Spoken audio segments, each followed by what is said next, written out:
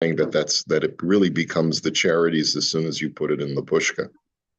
Wow. So you can't give it to a different charity. Not at all. Yeah, that's right. Okay, so today we're going to start a new tshuva. So let's take a look. We lost Marv today.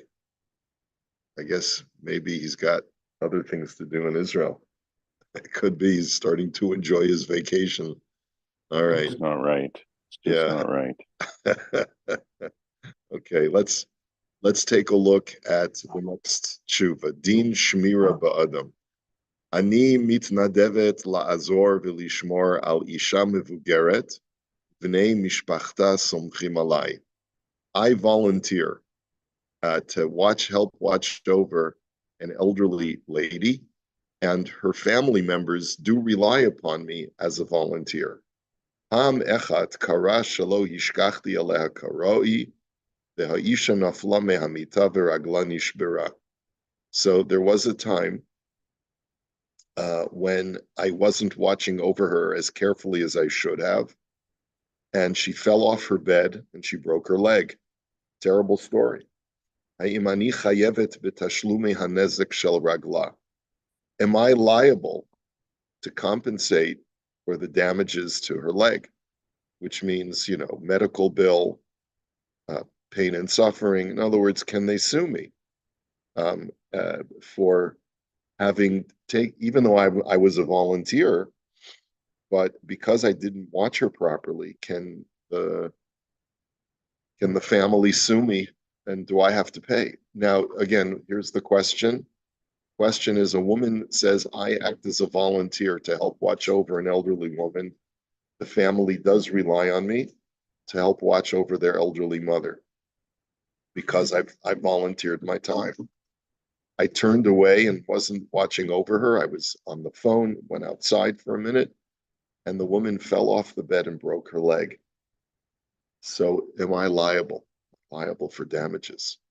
So what do you think? What? She's a volunteer. If she's paid, I think it's a little bit easier to answer the question, right?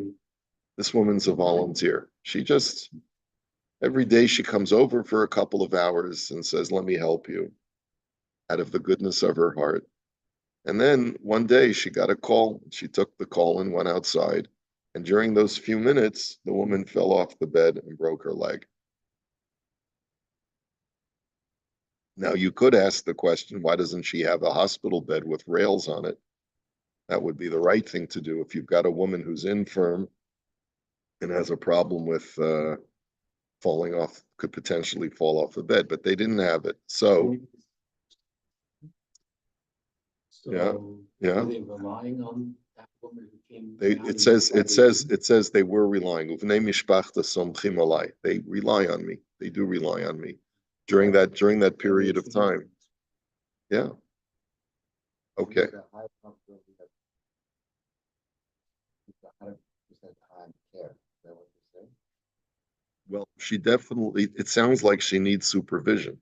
The family relies on me to keep an eye on her when I'm there.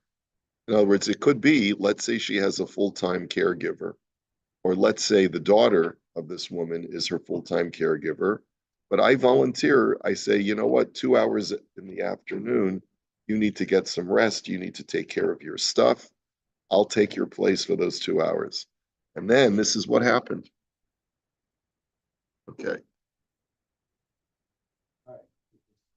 I don't really want to make her responsible because it's making all the best. She's But on a, the other hand, yeah, yeah, but the family was relying on her.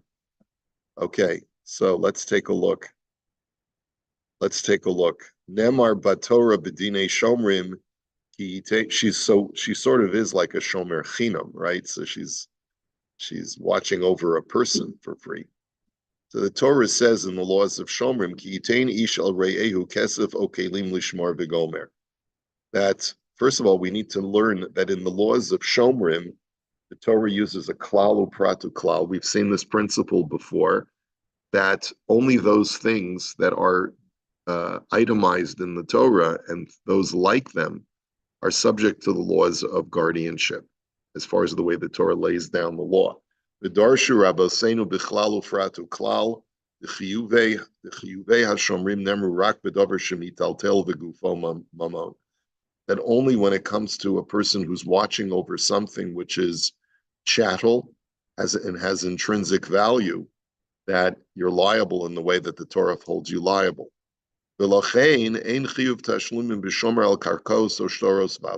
therefore, you're not going to be liable, even if you're negligent potentially as a shomer, for real estate or contracts, like we've learned before, because that's representative value, not intrinsic value, and avadim, and servants. Kevin shavadim hukshula karkos, because servants are scripturally tied to real estate. Shenamar v'hitnachaltem otam livnechem acharechem, as the Torah says that you shall give over your servants just like your real estate as inheritance to your heirs. V'chach nifsika ha'alacha b'shulchan aruch, and that's how the Shulchan Aruch paskins.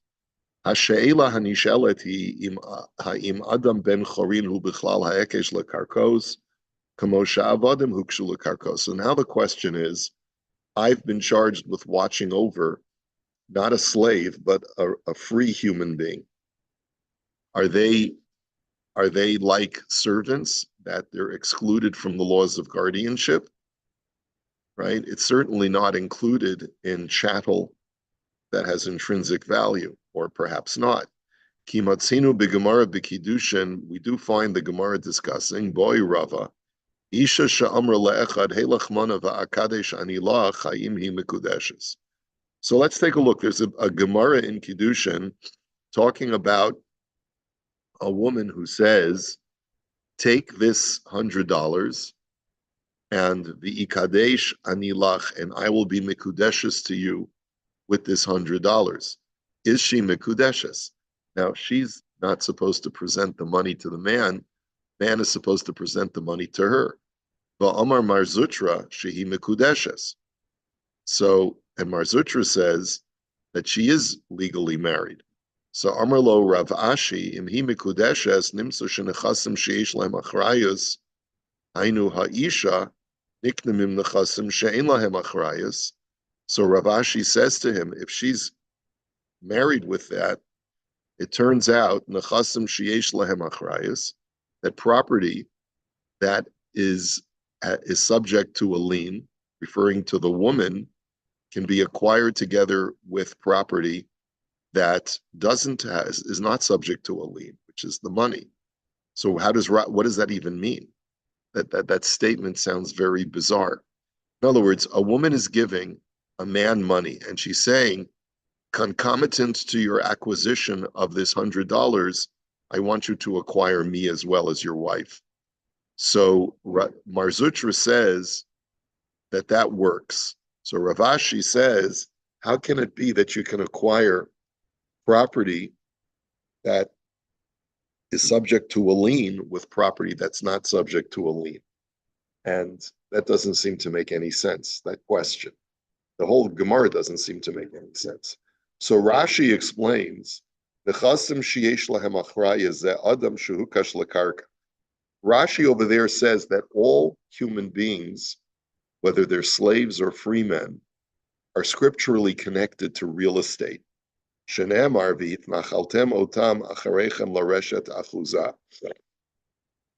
it says within the context of slaves, that you will give over your slaves as an inheritance to your children. So niknim agav hakesef shenasna lo shehu davar she'ein lo achrayus. That woman, therefore, the ownership of that woman, so to speak, or her married status, is being transferred over to the man together or concomitant with the giving of the money to him. Mashma mizeh sheladas Rashi. So it's a very strange Gemara, and I don't believe I'm not sure if that's the maskana of the Gemara over there. But we'll take a quick look over there just to make sure we have the Gemara correct. It's on Kiddushin Daf Zayin Amid Aleph. And let's see.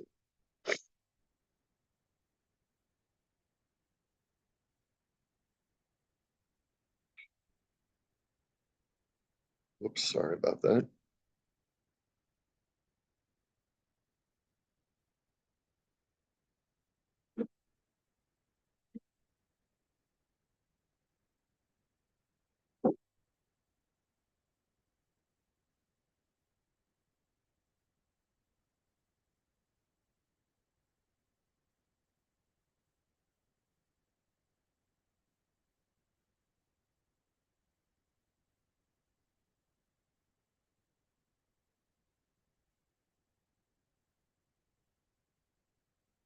Boy Rava, if a woman said to a man, "Here are 100 dinars, and I will be betrothed to you," what is the halacha? Mar Zutra said in the name of Rav Papa, she is betrothed. Rav Ashi said to Mar Zutra, if so, this is an example of a case in which property that serves as a guarantee is acquired with property that is not guaranteed. And as the commentary says, land is property that serves as a guarantee, and as derived by way of a verbal analogy, the same applies to people. Money is property that does not serve as a guarantee. Through his acquisition of the money, the man acquires it as well. Why is that problematic? Because va'anon ibcha tanan. We learn the opposite in the Mishnah. Property that does not serve as a guarantee can be acquired with property that serves as a guarantee through giving money, through giving a document, or through taking possession of them. By contrast, property that serves as a guarantee cannot be acquired by means of acquiring property that does not serve as a guarantee. So, in other words, if I'm giving someone real estate, then simultaneous to that transaction of giving someone real estate, I can give them chattel together with it. So that by them making a kinyan on the real estate, they can make a kinyan on the chattel as well. They can acquire the chattel as well, using something called the kinyan agav. However, the opposite does not seem to work. So that's Rav Ashi's challenge to Mar Zutra. So Mar Zutra said back to Rav Ashi, do you maintain that she wants her acquisition to be performed by means of money, that he will acquire her as through monetary acquisition? Not so. As here we are dealing with an ish chashuv, an important man, ba'adam chashuv askinan, that due to the benefit she receives from the fact that he accepts her gift, she agrees to transfer herself to him. Basically, exactly. She says to him, if you accept my gift, I get benefit from that because you're an important man. So by you accepting my gift, I benefit. So it is with that benefit that I'm betrothing myself to you. So she is receiving something of value to her in exchange for her betrothal. So it's not, so what we're dealing with in the Gemara is a hava amina, something that we would have thought. So anyway, at least we know that the way that Rashi is understanding the Gemara is that a woman is a human being. She is viewed as real estate, same halachic status as real estate. Mashma mizeh sheladas Rashi gam ben chorin hukash lakarka kamo evet ayin sham besugya. So it seems like, at least from the way that the Gemara had originally thought what Mar Zutra was saying, is that a woman has the same halachic status as real estate and servants, and therefore the laws of Shomrim should not apply to when you're charged with watching a human being. And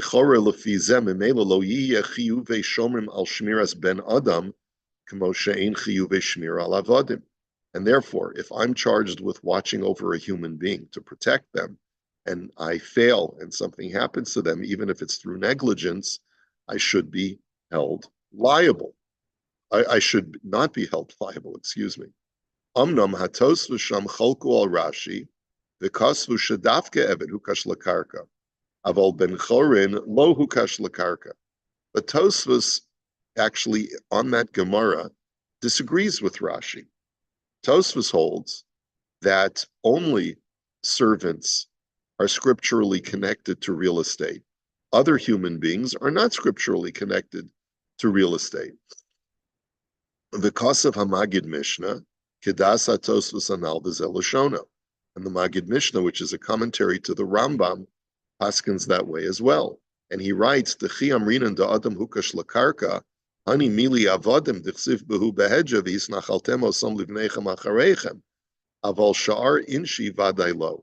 He says that explicitly. He says the only human beings that are scripturally connected to real estate are servants, because the Torah says that they're subject to a passage of inheritance, just like real estate is. But a regular human being is not scripturally connected to real estate. V'chein das haran, shedafke eved kanani hukash lakarka, v'lo eved ivri ayin sham, v'kol shekain adam ben chorin. And therefore, the Ran says the same thing, that only a Canaanite slave who is subject to transfer through by inheritance is scripturally connected to real estate, to the exclusion of all other human beings, including an Eved Ivri and certainly a free man. So, what do we do with this then? Is a human being subject to the laws of Shemira, or is a human being not subject to the laws of Shemira? Omnam kasav haktzos achoshen shadas arrived kishitas Rashi dechol adam hukash lakarka v'lav dafka avodim. However, the Ravid does hold like Rashi, that all human beings are scripturally connected to real estate.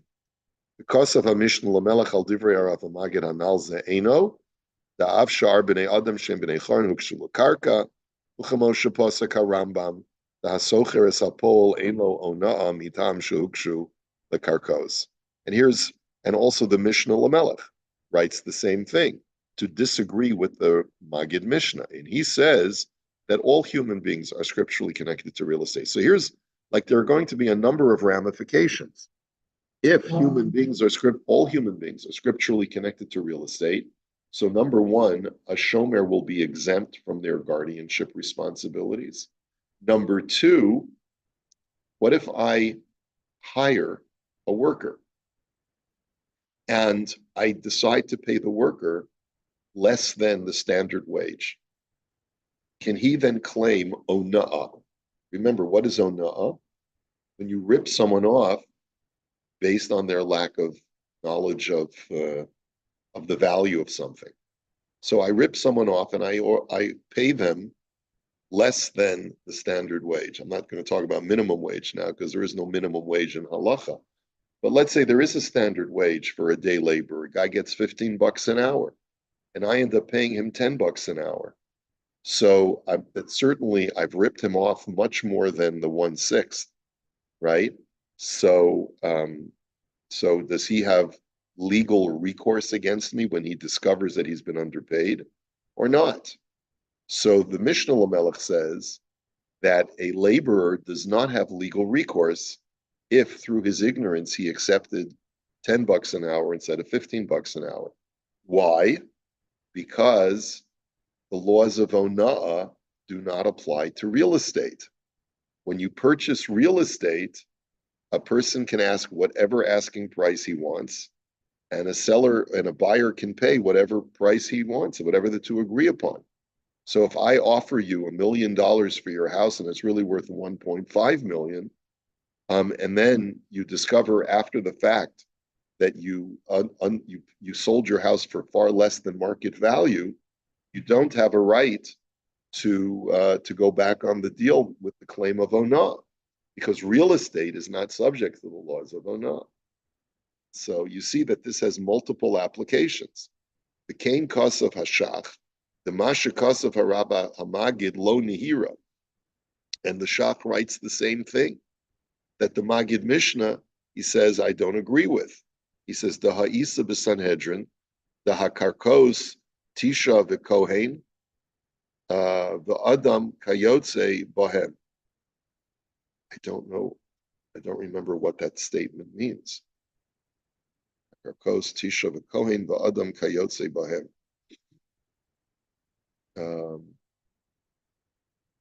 Just take a quick look at the Gemara. I'm sorry for my ignorance. Let's see, Talmud Sanhedrin.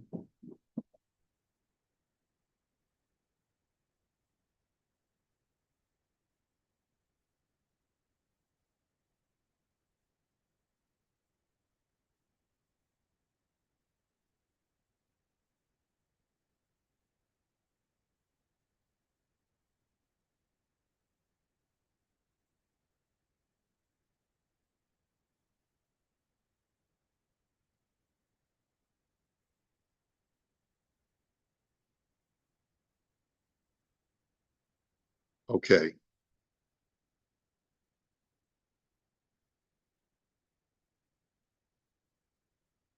Hakarkos, the valuation of consecrated land. If a person wants to buy back land that belongs to the temple, so who performs the valuation? So the Mishnah says valuation of consecrated land is performed by 9 judges and plus 1 Kohen for a total of a minyan. One of them has to be a Kohen who represents the temple's interests. The valuation of a person for the purpose of a vow is performed in a similar manner to that of land. Let's say I want to say erchi alai, or I pledge my value on the slave market to the temple. So I declare, I make a pledge. Whatever I would fetch on the slave market, I pledge that value to the temple, which was a common thing to do. So who makes the valuation? Same way you evaluate real estate.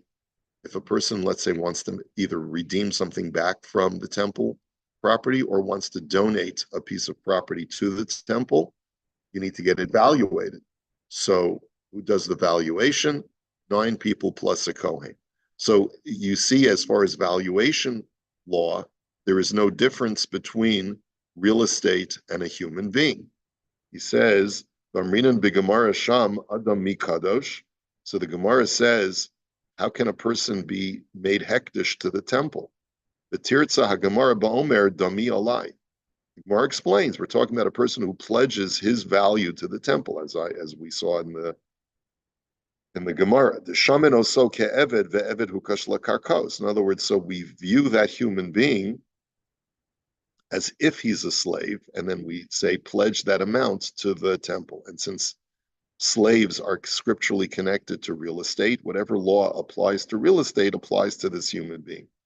Harei shegam adam hukash lakarka. This is another indication that as far as halacha, there's no difference between a free man and a slave. They're both scripturally connected to real estate, for halachic purposes. Va'od raya meha Gemara sham, and we can bring a further proof from that Gemara.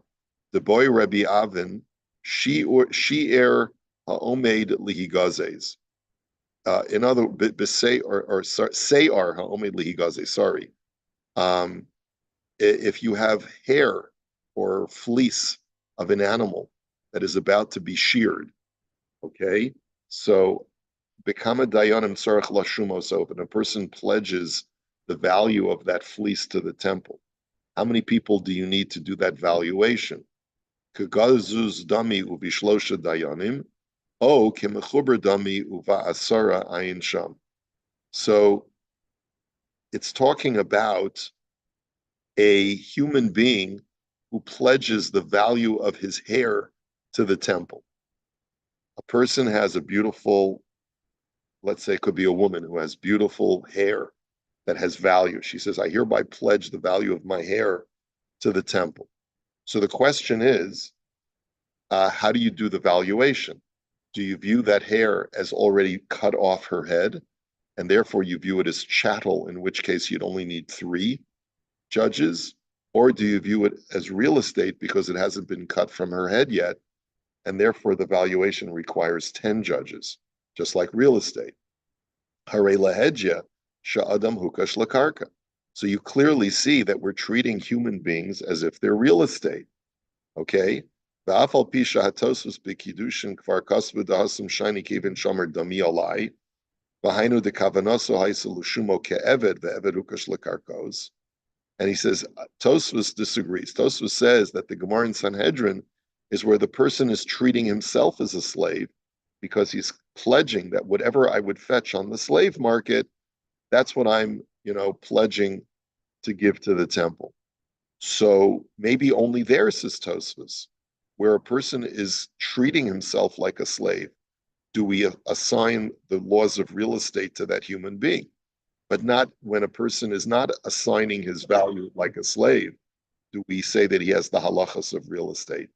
Avalhu atzmo enu nechshav kekarka. Mikol makom hashach elo lahalacha, kirashi dechol adam hukash levid. But the shach certainly paskins like Rashi, and the Ravid that a human being has the halachic status of real estate for all purposes.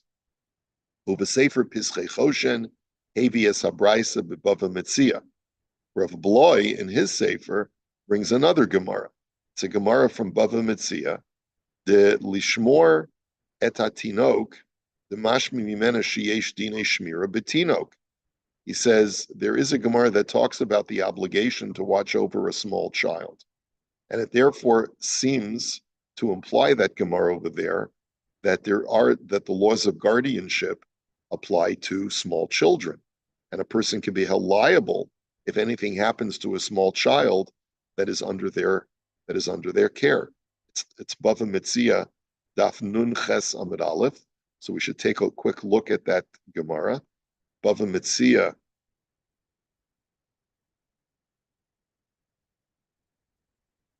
(58a).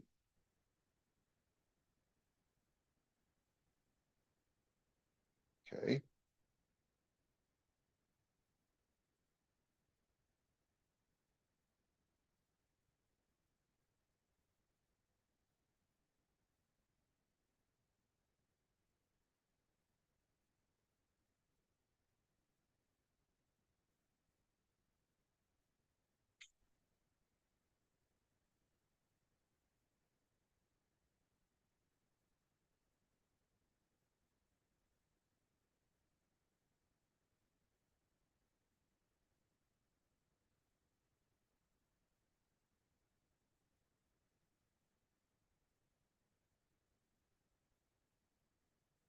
There must be some error here.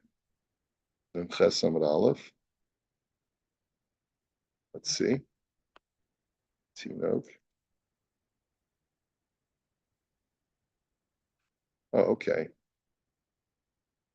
Hasocher et hapoel lishmor et hapara, lishmor et hatinok, lishmor et hazraim. If you hire a worker to watch over your cow, to watch over your child, to babysit, or to watch over your seeds, einot limlos char Shabbos, you do not pay this person for the work that they do over the Sabbath. Lefichach ein achraya Shabbos olav.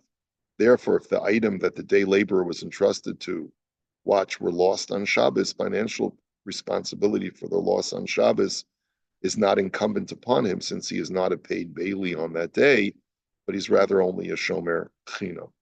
But what Rav Bloy wants to prove from that Gemara is that a babysitter has the standard laws of shmira upon him, contrary to everything that we've learned up until now, which is that if you're a watcher, a guardian over a human being, you would treat that person like real estate and would not be liable. But so v'lochein helo lahalacha sheladas rov haposkim nira sheyesh din shmira ba'adam ben chorin. That Rav Bloy wants to prove that a person is responsible for watching over human beings. Now, ve'alkein nira shehashomer al ha'adam v'huzak chayev hashomer l'shalim al hanezek. And therefore, if a person is watching over another person, even if they're doing so just as a shomer chinam, and that person is damaged as a result of their failure to watch them properly, then a person is going to be liable. So even let's say you volunteer to babysit or you volunteer to watch over an elderly person, and that person, because of your negligence, is harmed, you are going to be liable. So there's a lot more to unpack here because we have to really understand. So what do we do with those previous Gemaras that deals with human beings as real estate? Okay, So we have to start, we'll look at the Makor Baruch tomorrow. There's a lot more to unpack in this tshuva. But let's see, Wayne, weren't you or aren't you in the senior care business? Uh, uh, I think we lost Wayne. Okay.